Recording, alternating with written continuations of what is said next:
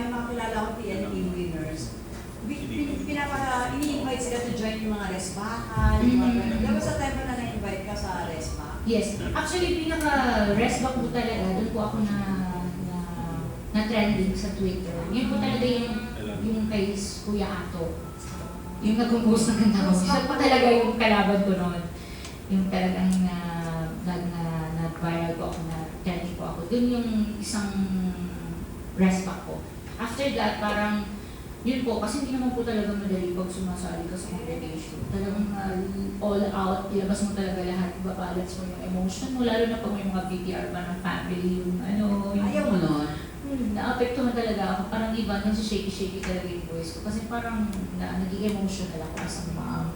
So, tapos ano mo pa yung kanta mo, ibang arreglo pa, parang ang dami mong iisip, parang super stressful. Pero yun nga, competition niya, kailangan mo ipakita yun. Pero kung tatanong ka na, yayain mo ngayon mag-resback, join. Ayaw mo siya. Ayaw mo. Kaya ano muna ako, mag-social na lang muna. Yes. Why not? Yes. Thank you, Ayes. Ito naman, ang last question will come from Janice Navina, editor of Boulevard. Ay, Killer question. Ganit ka na ba, Ayes? Grabe naman siya. Okay na kasi kanina mo pa kinakwento yung mga kids mo. Oo. Pero are you married ba? Hindi pa ako married, pero long time partner ko na po siya. Actually, kasama ko siya sa van. Siya po yung guitarista ko. Kaya ayaw mo iwan ang band. Oh yes, sabihin ko yun. Alin siya dyan? Ano siya sa band? Alin siya dyan? This one. Si pangalawa ay wow. Yes, Kaliwa. the guitarist, yeah. Guitarist. So, ano din, parang we work so good together kasi po siya po yung nag-arrange ng tawag dito, yung sound engineer ko. Siya po yung nag-operate everything whenever meron kang live streaming. So, parang talagang na-circulate na talaga namin yung lifestyle namin. Ako as a singer, performer, siya naman dito naman po siya sa sounds, tapos lahat ng mga connections, everything. Kasi po ako lang po yun, hindi ko po talaga magagawa yun.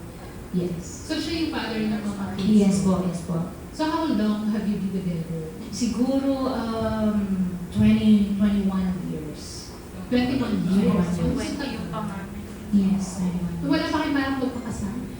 Sabi, nag-usap kami, baka next year, ganyan ang ano namin. Pero yun nga, so sabi nila baka doon na-base yung pagka-busy namin sa life kasi hindi pagpakasal nakalimutan na namin. But anyway, para yun, andyan lang naman yun. So, pero I really need to work out kasi mga kids din kailangan talaga na meron silang parents na, really married.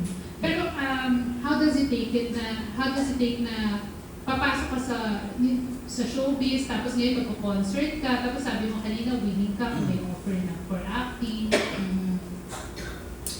Yes, I'm really open po kasi parang kasi na 38 na ako, diba? Parang kung merong doors mag-open, why not? As na mas kaya ko po. Hindi siya.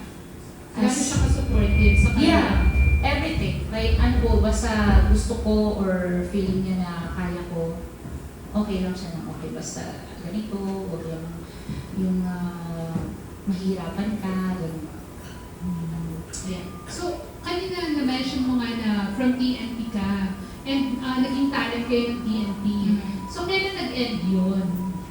Yung mismo ko ng, yung ng franchise nila, yung 2020, yung March, yun po talaga, yung pandemic. Tapos yun po talaga, yung end ng contract ko talaga. Mismong date talaga. Tapos nung time na yun, nasa Davao na ako. So, sabi ko na, ready sa time ko na, na ako dito sa Davao. Yun. Pero before it happened, anong dapat na plano sa'yo ng TNT? Yung plano nila, kasi si Sir Pete ko kasi nag sa akin, si Sir Peter Dizon, yung parang, anong tawag dito? Yung nag-check sa akin sa mga bars. Yes, siya po ang nag-contact sa akin. So, gusto niyang bigyan ako ng parang solo na, yun nga po, tapos may single, ganyan. Solo career din? Yes, ganun po. Pero that time, pumayag ka? Yes po. Super, ako, okay lang sa akin. Without your band? Yes, without my band. Kasi parang naalala, parang nasanay na ako din na, kasi dito ako, andun sila sa Davao. Tapos meron na silang parang banda din doon sa Davao na for gigs and events. And, tapos pag may events sa akin, tapos kailangan ng banda, saka po ako sasabay sa kanila. Yes. So, bakit nung nag-offer si Ogie, tinanggihan mo? Ready ka naman ako para mag-solo that time? Hindi ko po sinabi. Although, as I've said kanina, hindi ko talaga siya klaro na like, parang nagtanong sila na ganito, ganyan. So, yung meron kaming offers abroad, ang hirap po kasi magsabi ako ng yes, tapos meron na plans ahead. So, ayoko din magiging conflict. So, gusto ko siya isa-isa na kung ano yung plano namin. Wag matuloy man hindi, sabi ko po, pag offer pa ko yung offer niya, saka po ako mag-ano sa kanya kung if ever, interested siya sa akin. So, open, kumbaga ano yan, open pa rin naman yung offer niya sa'yo. Ako, I don't know kung sa kanya, pero sabi niya po yes. Ganon. Pero sabi ko po kasi sa kanya na baka po kung tapos po yung ganito, yung mga offers namin abroad, kung if ever you're still interested, message po kita, if ever ganun. So sabi niya yes. What if network ang pag-offer sa'yo ng contract? Willing ka ba? Like na iwan ang band? Kasi lalo sumisikat ka na social media, no? Yung ABS or ASAP. Yung sa ASAP naman po, nag-guesting po kami is, I'm with my band din, yung time ngayon. Bale, nag-perform po kami doon.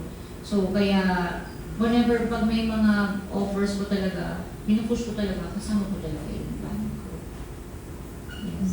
Simple Push talaga. pa, Janice. Walang pa. Natuloy na ba yung abroad mo?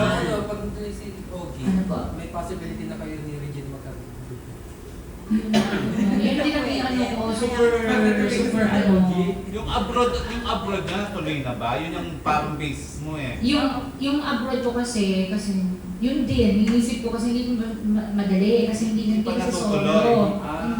Pag solo kasi madali kasi konti lang yung mga interviews, ganyan, documents yan.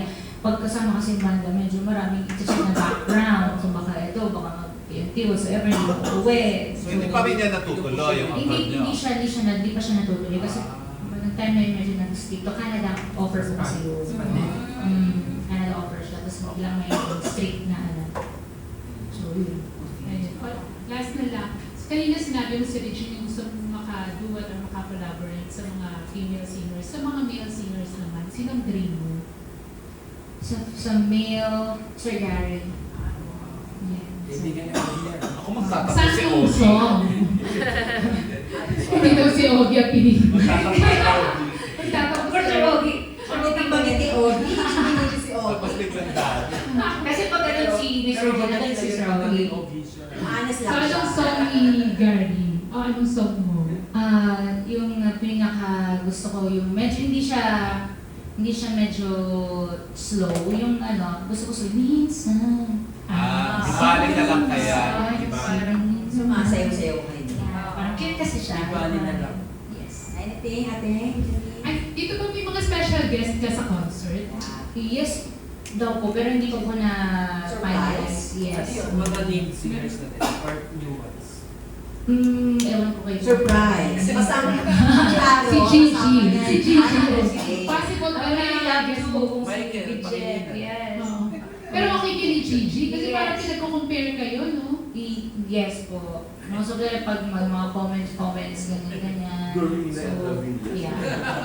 Sino si Doreen? Friends Sino si kayo. Doreen? Yes. Yung last time namin magkasama kami sa TNT, okay naman kami kasi after hindi na kami nagkita.